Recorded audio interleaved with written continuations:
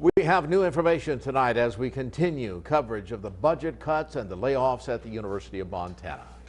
University enrollment is down, and that means fewer students paying fees to operate programs like the on-campus daycare. Some are worried that daycare might close, and that's why a student Senate vote to keep it open by dipping into special reserve funds is so critical. Montana McLaughlin joining us now, live now in the studio. And Montana, if I'm hearing this correctly, the daycare is very important to the students and the faculty.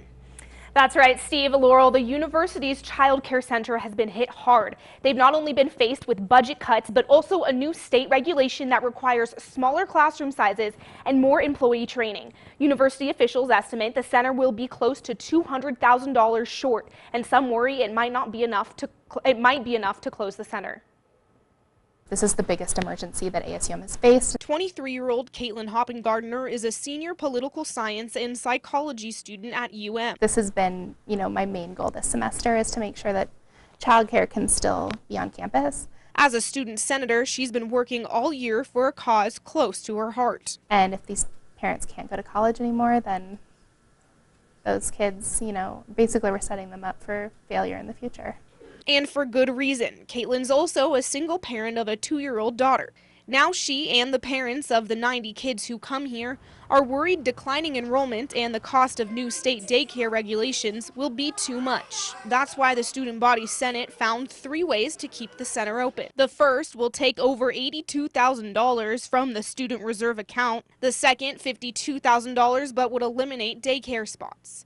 And the third, cut the whole program in half. The Senate went with Plan A, dipping into a student reserve fund, or leftovers from student fees, including one specifically earmarked for the daycare. UM business manager Sarah Smith says the Senate's decision was necessary. To be able to stay in school, to be able to maintain their job, and not have to leave our community. You're trying to move yourself forward. It's the difference between success and failure. But not every Senate member agreed. 2 voted no. They wanted to make sure the emergency fund was not tapped just for the daycare. For Caitlin, the decision's welcome news. I'm applying to grad school, and eventually I want to get my PhD. And affordable child care is just one step to get her there.